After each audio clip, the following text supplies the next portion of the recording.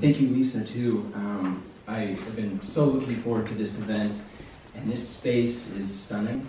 I almost expect in a different time that it was like a moose head. Kind of relieved it's not there now.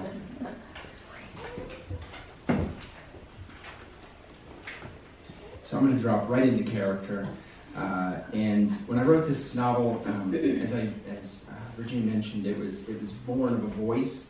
And for me, like I didn't plan the novel, I just really followed the voice, and I kind of learned what happened as the reader learns. But as you'll see, the voice is not mine. I heard it said God moves on the water. Well, I've looked for him there. My thirst grows with his flood. Our kin homesteaded where desert met lake. The hills in the near distance wore blankets of pine. Patterns of aspen marked the water.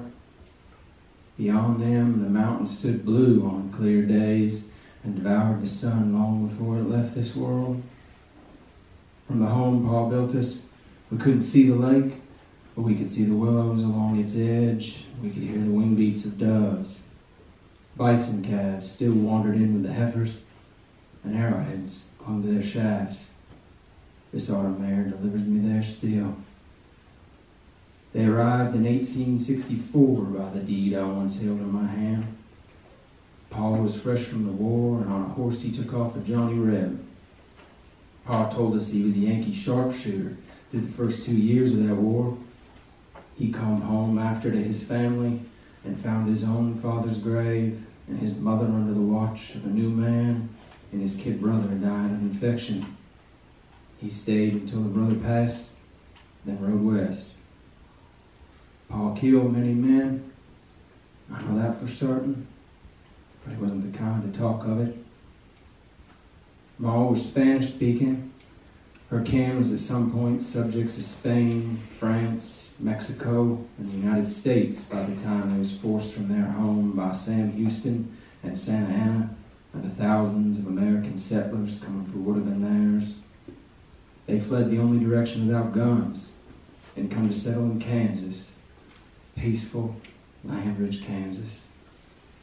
By the time Ma was in marrying age, the war was kicking, and the raiders come from Missouri, and John Brown come from within, and soon it was bloody torn to bits, Kansas. Her intended was shot one night for no good reason at all, and her brother joined the fight and returned ill of mind. Kansas wasn't Kansas no more. They rode on. She was 22 and walking with a load on her shoulders somewhere in the plains when she heard a horse gaining and turned to see Pa slowing on her. Of course, he wasn't Pa yet.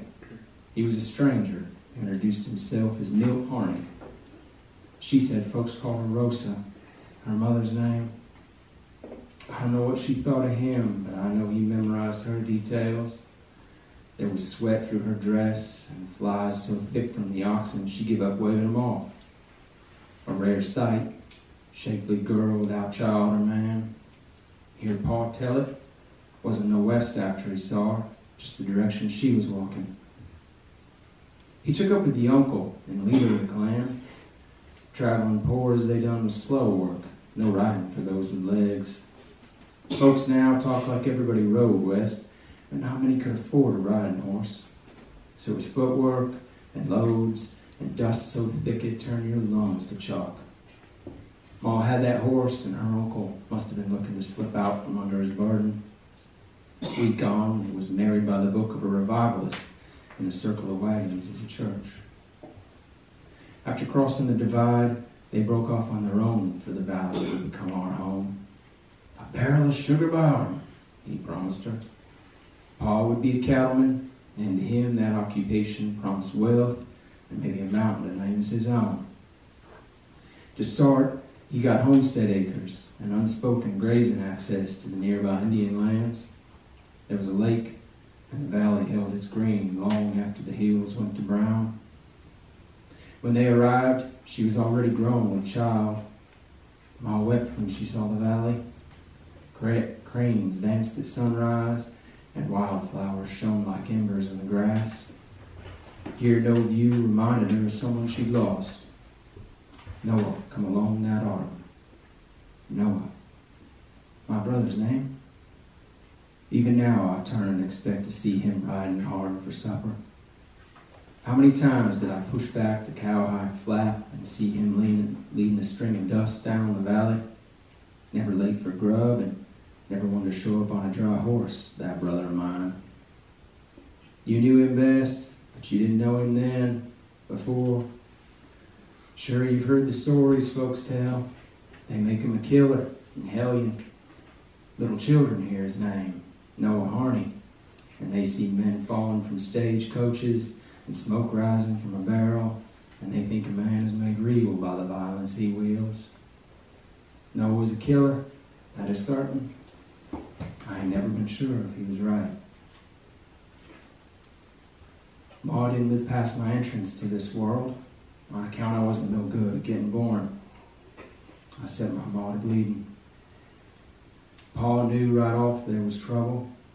She was 27 and her color was slipping and her lips was going purple. Her life was draining from there, and there's nothing Pa knew to do. He wanted to ride for help, but she held him back. She asked him to build up the fire. He did as she asked.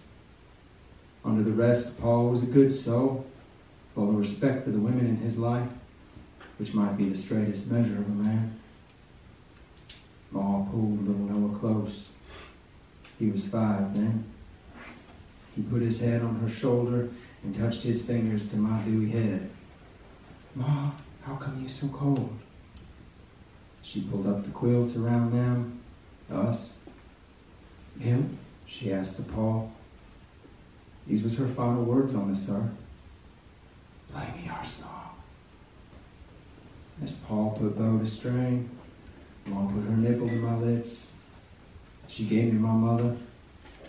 Some things in this world you don't ever forget, even if you ain't got no memories of them. The one time he spoke of her passing, Pa talked most of the storm that night and how the snow climbed the door. It blew in through the slats and flakes drifted toward the fire and turned to rain halfway. The water in her blood turned the dirt floor to mud.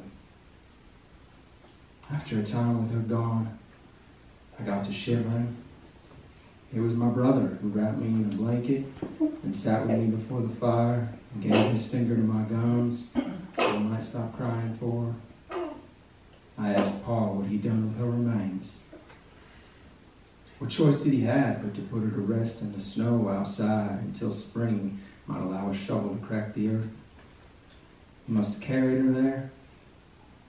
I imagine he took a final moment together, come inside and stood a piece looking on us. Cattleman, alone now with the 2 young boy and the baby girl. I suspect he looked on me a long time trying to feel something different. I never did know what Paul felt, not even when I knew him best. When he come inside from leaving his young wife in the snow and saw the thing that put her there, what did he feel? How could it have been love? Pa hired a wet nurse who'd been a whore over in Clayville. She had her own baby boy. Paul wasn't in no state to judge character. I don't remember her none. She was with us just one season until she located his savings and rode off with it. After that, it was just us. He grew me on chewed venison, bone marrow, and pulp tubers, as was the method in them days. Paul did right, considering. Most men would have turned to stone and been a mountain between the table and stove. Nothing to do would overcome a fire like that. Nah, Paul was tender for us.